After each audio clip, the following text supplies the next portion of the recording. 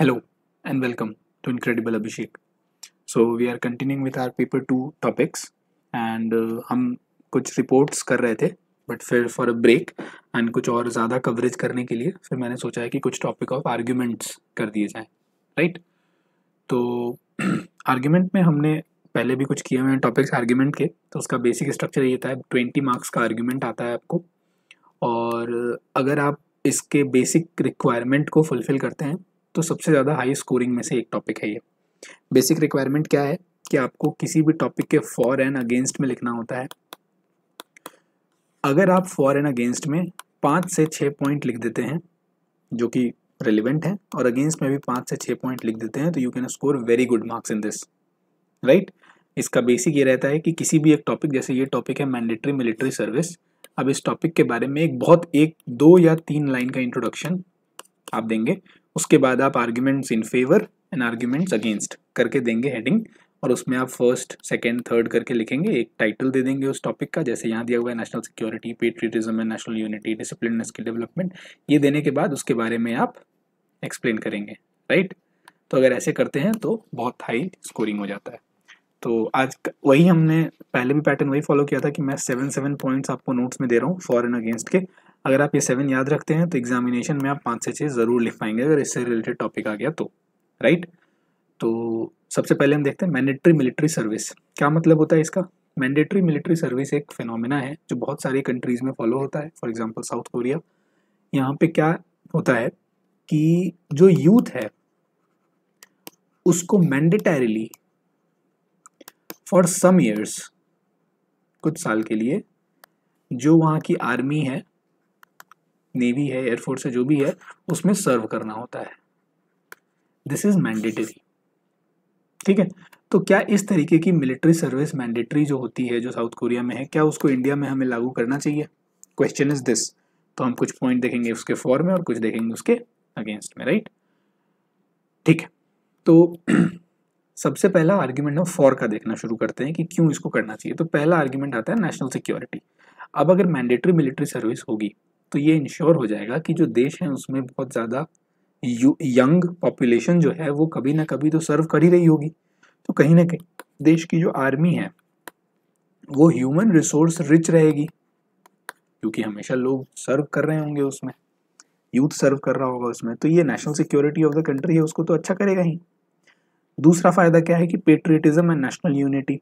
अब अगर आप यूथ को मैंडेटरीली कुछ दिन के लिए सर्व कराएंगे फौज में, तो वो फौज में जाने के बाद जो पेट्रियटिज्म है, जो पैशन फॉर कंट्री है, जो कंपैशन फॉर आपके कंट्री मैन है, वो कहीं ना कहीं बढ़ेगा, राइट?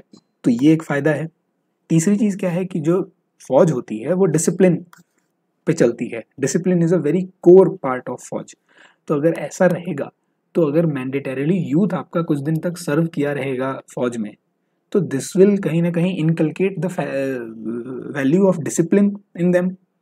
तो डिसिप्लिन एक ऐसी वैल्यू है, अगर वो इनकलकेट कर लेते हैं because of their service to the nation, because of their service in the army, तो ultimately that will help in their life as well. उनके लाइफ में भी डिसिप्लिन आएगा, वो उसके बाद जो भी काम करेंगे उसमें, तो अल्टीमेटली वो उसमें काम करेंगे, वहाँ डिसिप्लिन से करेंगे, तो उनका पर्सनल बेनिफिट के साथ साथ नेशनल बेनिफिट भी होगा जहाँ वो काम करेंगे उसके बेसिस पे। Civic responsibility. जब एक बार आप फौज में, वो कहते हैं ना कि फौज में अगर आप एक बार देख लेते हैं लाइफ को तो आप समझ जाते हैं कि क्या है, because what they are doing is, मतलब वर्ड्स के बियॉन्ड में वो सुप्रीम सर्विस होती है। They are like endangering their lives. तो सिविक रिस्पॉन्सिबिलिटी की आम तौर पे ज़िंदगी जो जीते हैं हम, उसमें जो हमारी कुछ रिस्पॉन्सिबिलिटीज़ हैं, कुछ जो ड्यूटीज़ हैं, उसको जनरली पब्लिक भूल जाती है। बट अगर आप फौज वाली लाइफ से एक्सपीरियंस करके आएंगे, एक्सपीरियंस लेकर के आएंगे, तो कहीं ना कहीं you will feel the civic responsibilities. You will not, for example अगर देखा जाए तो आस पड़ोस की चीज़ों को गंदा करते हैं लोग, कूड़ा कचरा बाहर फेंक देते हैं, but this doesn't happen in फौज because that is a very discipline life style, very discipline culture. तो कहीं ना कहीं सिविक, अब उसके बाद जो आएंगे तो वो ऐसा नहीं करेंगे नॉर्मल लाइफ में भी, तो सिविक रिस्पॉन्सिबिलिटीज बढ़ेगी। यूथ का डेवलपमेंट, जो यूथ है अगर मैंडेटरीली उसको आर्मी में सर्व करना है, तो वो जो ईयर्स, हो सकता है बहुत सारे यूथ का अगर आर्मी में सर्व नहीं करना होता तो वो जो टाइम स्पैन होता वो वेस्ट होता। कैसे वेस्ट होता है? वेस्ट होता है अनएम्प्लॉयमेंट की वजह से, वेस्ट होता है इलिटरेसी की वजह से, वेस्ट होता है लैक ऑफ अपॉर्चुनिटी की वजह से।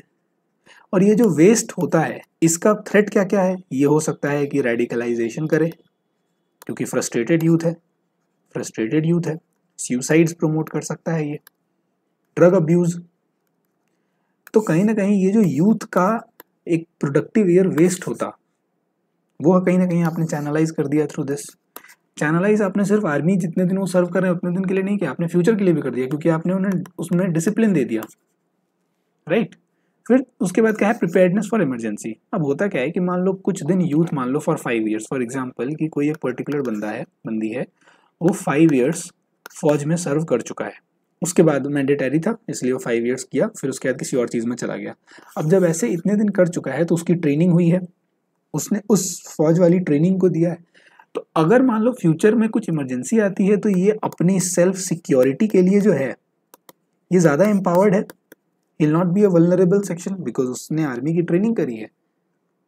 और अगर कोई इमरजेंसी सिचुएशन आ जाती है तो आप ये इमेजिन करके देखें, कोई वॉर जैसी सिचुएशन आती है अनफॉर्चुनेटली, तो क्या होगा कि आपका जो ये पूरा सिटीजनरी है, वो जितने यूथ हैं वो कभी ना कभी 5 साल के लिए फौज में सर्व कर चुके हैं, they are having this preparedness always, right. तो ये कुछ फेवर में आर्ग्यूमेंट्स हैं। इकोनॉमिक बेनिफिट्स भी हैं, बिकॉज इकोनॉमिक बेनिफिट्स इस वजह से हैं कि पहले तो एम्प्लॉयमेंट जनरेशन होगा, 5 साल अगर कोई सर्व करता है आर्मी में तो उसको सैलरी मिलेगी तो डिस्पोजेबल इनकम बढ़ेगा, तो कंजम्पशन बढ़ेगा इकोनॉमी में।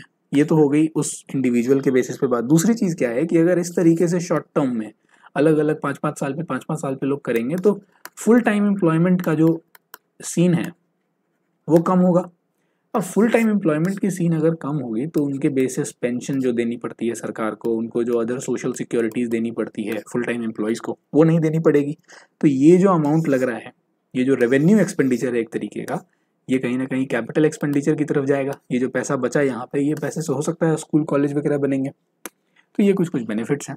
अब उसी तरीके से आर्ग्यूमेंट अगेंस्ट के कुछ देख लेंगे और फिर ये टॉपिक कंक्लूड हो जाएगा।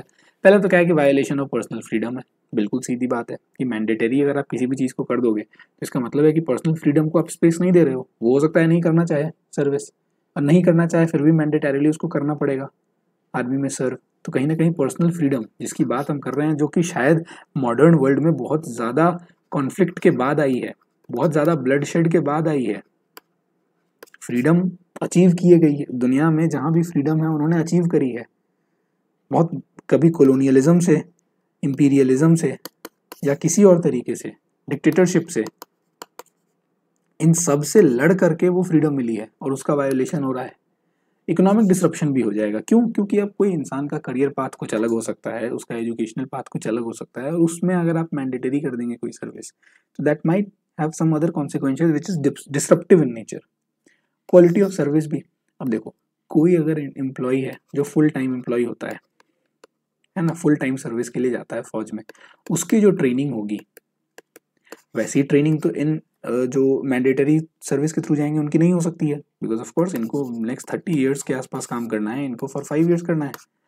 तो कहीं ना कहीं अब आपके पास अगर मैंडेटरी सर्विस आप कर देते हैं जहाँ पे ये 5 ईयर वाले लोग आते हैं आपके पास जो सिर्फ 5 साल सर्व करने आएंगे, उनकी ट्रेनिंग तो comparatively quality wise major full time employ से कम होगी, खराब होगी, कम होगी ट्रेनिंग ऑफ कोर्स।